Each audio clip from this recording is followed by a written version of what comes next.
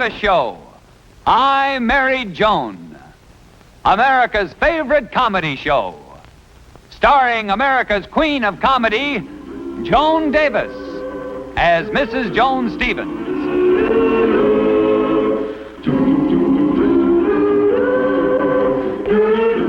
And featuring Jim Backus as Judge Bradley Stevens.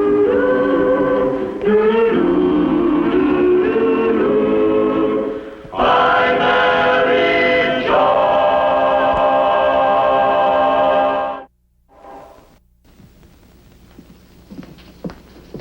More toast, Brad? No, thank you. I'll get you some more coffee. This will do nicely, thank you. Well, how about... No, thank you. Brad, you haven't said a pleasant word to me all morning. If you'll only... If you don't mind, I would rather not discuss it. Brad, I'm sorry. I promise I'll never do it again. Never. Well... Oh, Brad, darling, please say that you'll forgive me.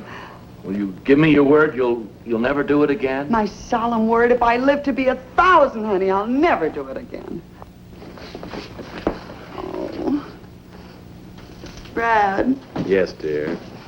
What is it I'll never do again? I know I'm not. I don't know what I'm apologizing for. Tell me what I did. As if you didn't know. It only happened last night. Last night? Well, let's see. Now, you came home from the office, and you were very friendly, and then I spoke to Mabel. You were still friendly, and then we had dinner. I had fried chicken. Was there something wrong with the chicken, Brad? No, it wasn't, Joan. It was much later. At Helen's house. You and that Chuck Albright. Oh, so that's it. Oh, Brad, you shouldn't be jealous of Chuck Albright. Oh, he's just an old school friend. He didn't seem very old the way he kissed you. Oh, honey, you're just being silly. Chuck Albright doesn't mean a thing to me.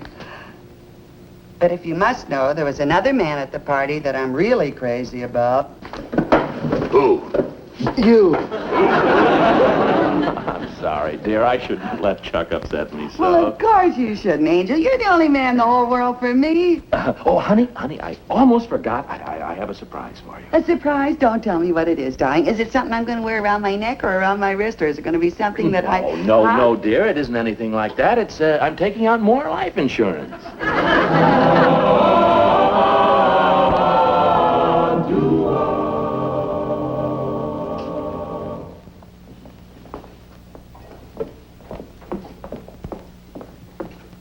Yes, madam. Can I help you? Yes, I'd like to get a nice gift for my husband. That's a lovely tie you're holding, and only $1.89. Not nearly good enough. I want something much better. My husband is Judge Stevens. Oh, Judge Stevens. The judge comes in here quite often. How about this? $2.40? Not good enough. Something better. You see, he was so nice about Chuck Albright. Of course, he is an old friend, and it was only a good night kiss. It meant nothing. But you know how some husbands would be. Of course, I will admit that Brad was a little jealous. But after all, the way Chuck carried on, it was only Please, if you don't mind, this happens to be quite personal. Oh, I'm sorry. How about a shirt, tie, and handkerchief combination? That's very smart. Oh, that's more like it. I have some other colors here. There's blue and baby pink and...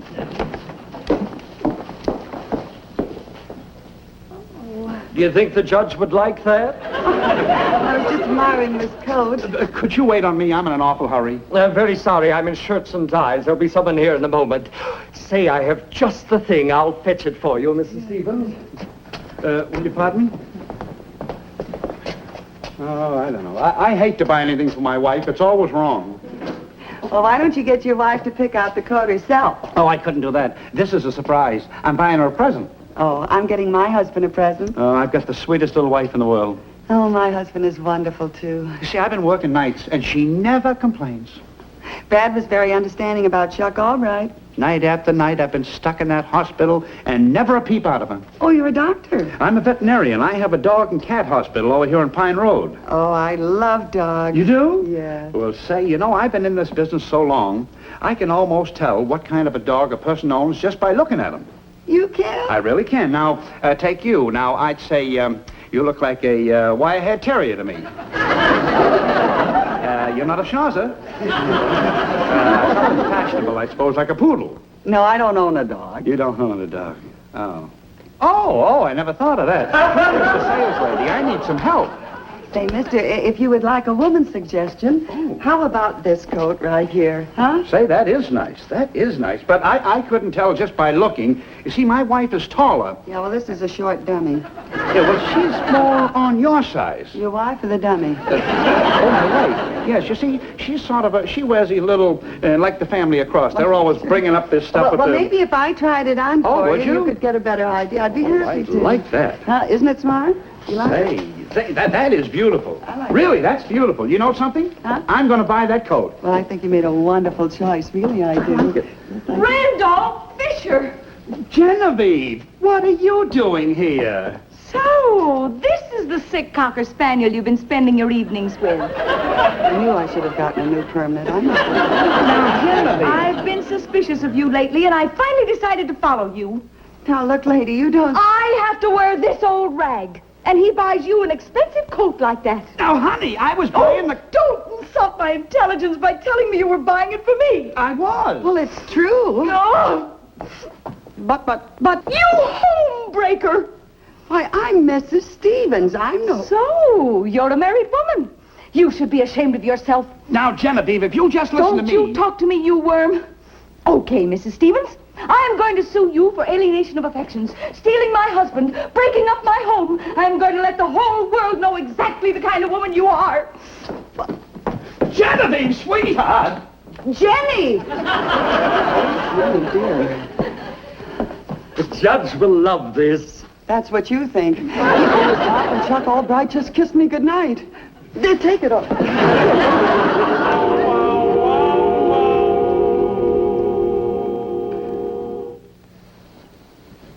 Brad?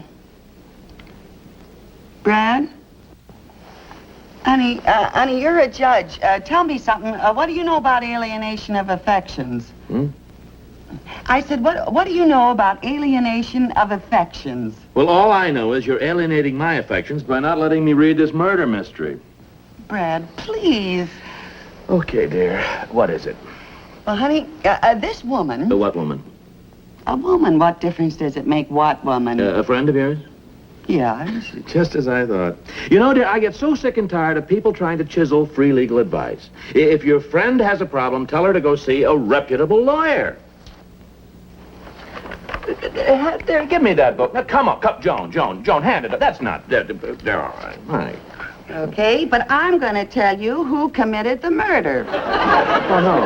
Unless you're willing to discuss my friend's problem. Absolutely not. Okay, the killer... No, don't. Will you discuss? But it's blackmail. No, it's alienation of affections. Proceed. Well, honey, you see, this woman, this girl, this innocent girl, childlike person was standing there with her big blue eyes, and in came this jealous wife and husband that was the biggest mess. It doesn't matter if your friend is innocent.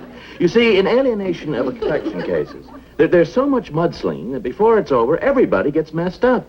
The husband, the wife, your friend's husband, if she has one. She has one. Well, my advice is, you tell your friend to go to the other woman and ask her to forget about the whole thing for the sake of everyone concerned. That's exactly what I'll do. I mean, that's exactly what I'll tell my poor innocent friend to do. Okay, dear. Now let me get back to my book. Oh, Brad, you're a doll. You know, honey, even though I threatened it, I never would have had the heart to tell you that it was the brother-in-law who committed the murder.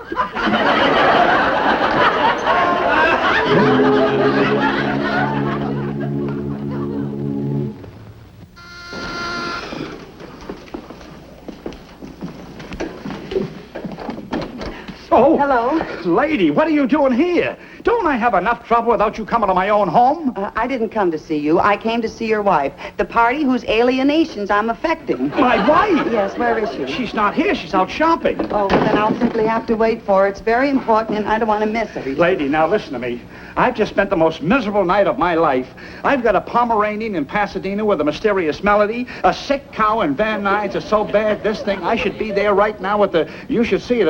I think it's dead, and my wife is all nerved up. If she ever walks in here now, she's just liable to... She'll be here any minute. Come on, you got to get out of here before my wife gets home. No, I simply must talk to her. You see, it's for her own good. Why, it's only logical. If she sues me for alienation of affections, there'll be so much mudslinging that everybody's going to get messed up. See? She won't listen to you. Now, come on, get out of here. You've got to get out of here before my wife gets home, I tell you. Please, Mr. Oh, now Fisher, listen to me. No, I know. Oh, I've caught you two again. And this time in my own home. Mrs. Fisher, I promise you, this is the last time you'll catch me. From now on, I'll be very careful. You brazen siren. I suppose you can prove this is all innocent. That I can. And can you also say you never saw my husband before yesterday? That I can. Well, you just tell it to the judge. No, that I can't. That I can't. Maybe I could handle it this way. If I just say, Brad, do you remember that alien I told you about that was caught being affectionate with that jealous woman? And he'll say, honey, I trust you. Don't worry about that other woman. I know there's nothing to it. And I'll say, there isn't? And he'll say, nah. There, now you see how easy that was? Oh, you're right, Mabel. I'm glad now that Brad knows. I don't like to but wait a minute. Supposing it isn't as easy as all that. Suppose Brad doesn't say, nah. Supposing he says, what? And I'll say, well, Brad, how can you yell at me that way after all we've meant to each other? And then I'll try to come closer to him. But suppose he pushes me away. I fall to my knees. And I said, Brad, is that all our marriage means to you? Are all those happy memories just faded away? Brad, speak to me. Brad, please say something. Brad, you're hurting me. Brad, you're stepping on my wedding ring. Like Brad acting like that. I never would have believed it if I hadn't seen it with my own eyes. Oh, Joan, Don't speak to me, you beast. The whole hand here. What's the matter with her? I never mix in family quarrels. Well, I have to see about my insurance policy. I'll take this up with you later.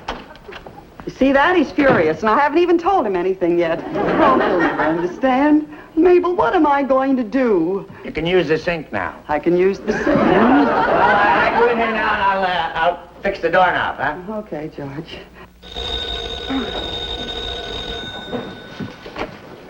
Hello? Oh, hello, Dr. Fisher. You sound excited. What? At 3 o'clock?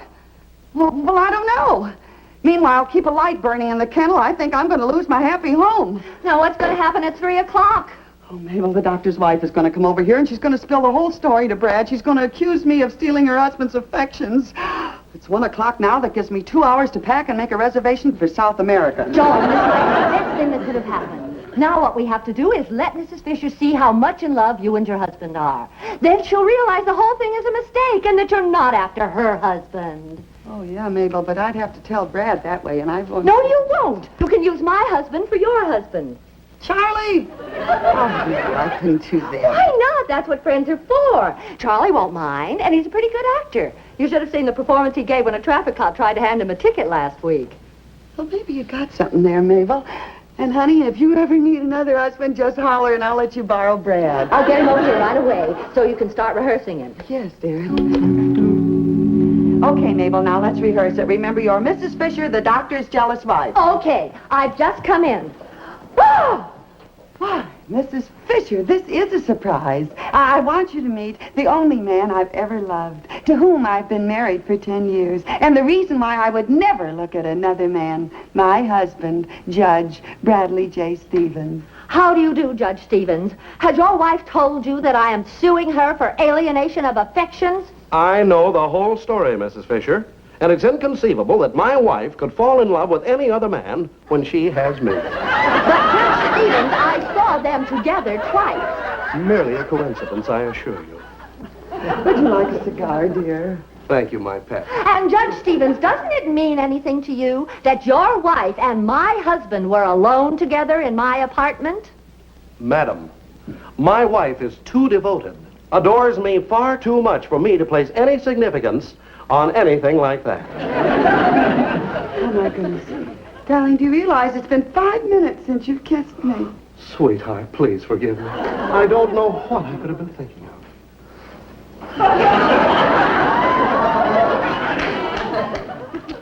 Oh, Brad.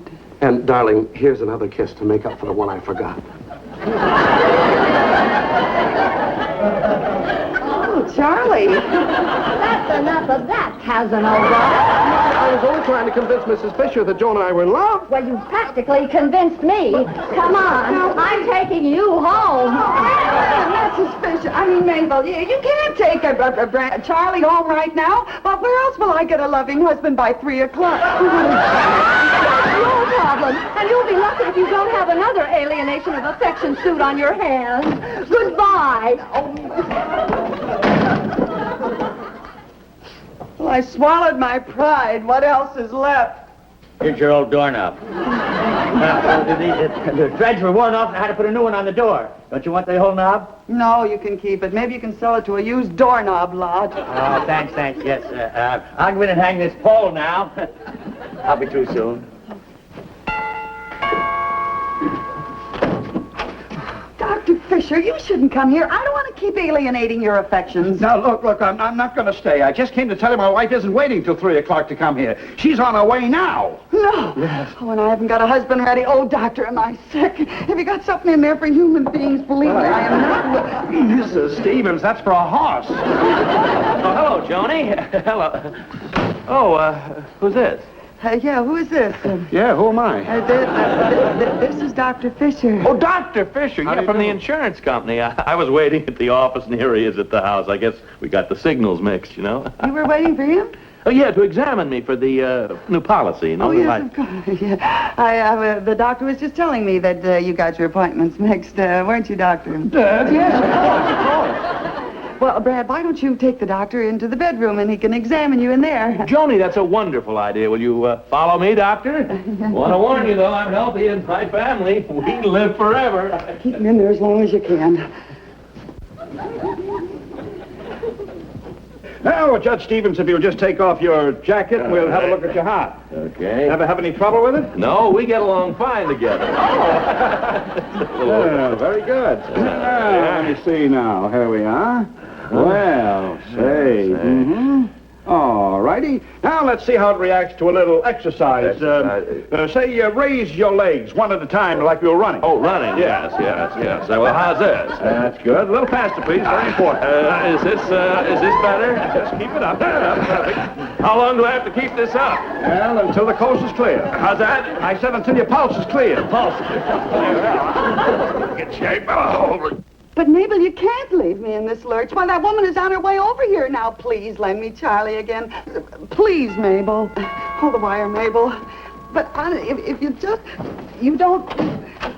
I'm here to collect for the milk, Miss Stevens, and you had an extra dozen eggs last week. It brings it to an even 7.5. Yeah, well, just a minute, Mr. Owens. That was the milkman, Mabel. Please, Mabel.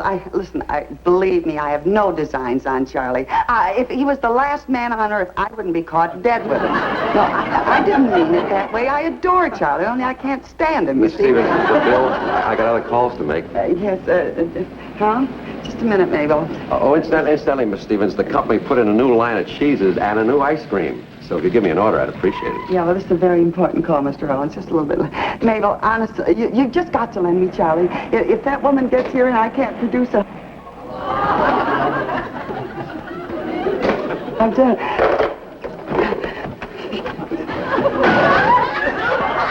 Mr. Owens, you've got to be my husband a little while. Miss Stevens, I'm a married man. What'll I tell my wife? Oh, you don't have to tell her anything. I just want you to pretend that you're my husband, huh? It's a big order. But I'm buying 10 pounds of your new cheese. That's a pretty big order, too. 10 pounds, huh? Look, just put on my husband's dressing gown. You won't be lying. Now, just here we are. The 10 pounds. I need it.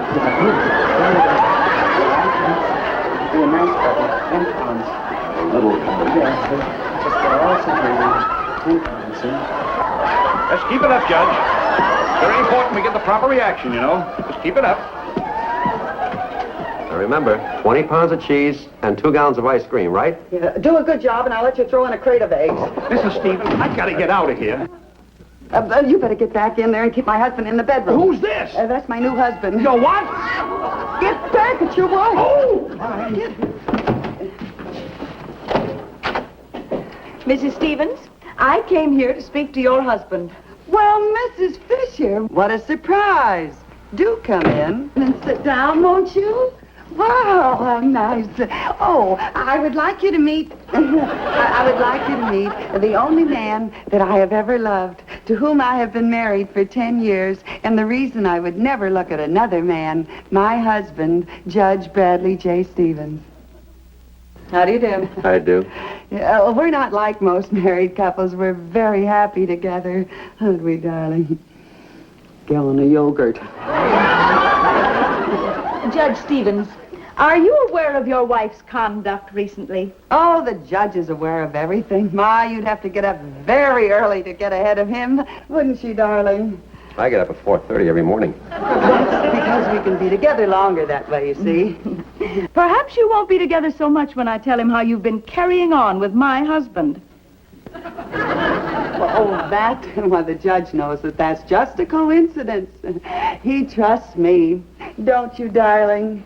Yeah, well, I do, but the company likes cash. You see, here's the way...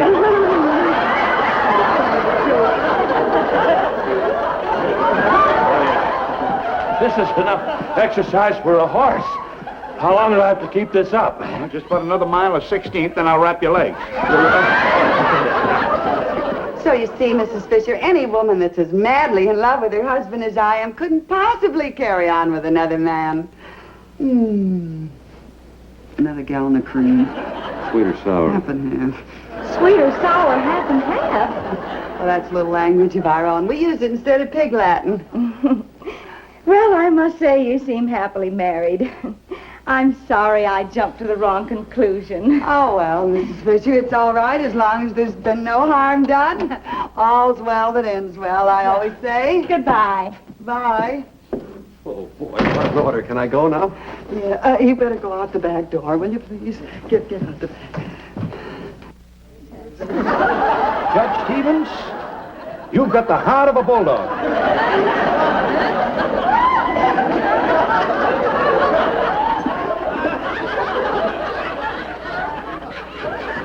Is she gone? Yes, she's gone. And she apologized, and she's going to drop the whole thing. Oh, Mrs. Stevens, how can I ever thank you? That's all right, Doctor. I forgot. You've been here all the time, you unfaithful scoundrel. Both of you carrying on behind my back while I was right here in the same house with you. Mrs. Stevens, you shameless hussy. Now, listen, Mrs. Fisher, I happen to be very much in love with my husband. If he was here now... Joan, I'm certainly glad I got back in time. Is this the woman who thinks you're unfaithful to me? Madam, you are under a serious delusion. Joan and I love each other. Well, not now, Charlie. Boy, it's hot in that closet. You think you'll be needing me anymore? No, I think that did it. You female bluebeard, I'm not staying in this house another minute. Oh, Joni, where's my robe?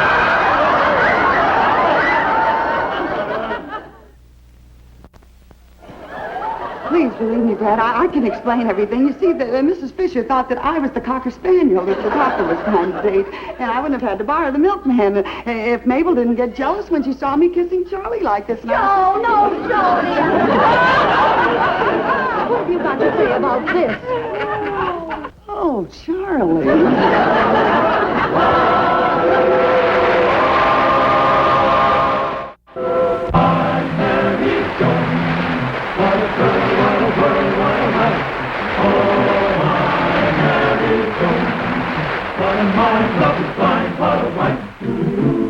Giddy and gay, all day she keeps my heart laughing, never know where her brain has gone. To each his own, can't deny that's why I married Joan. To each his own, can't deny that's why I married Joan.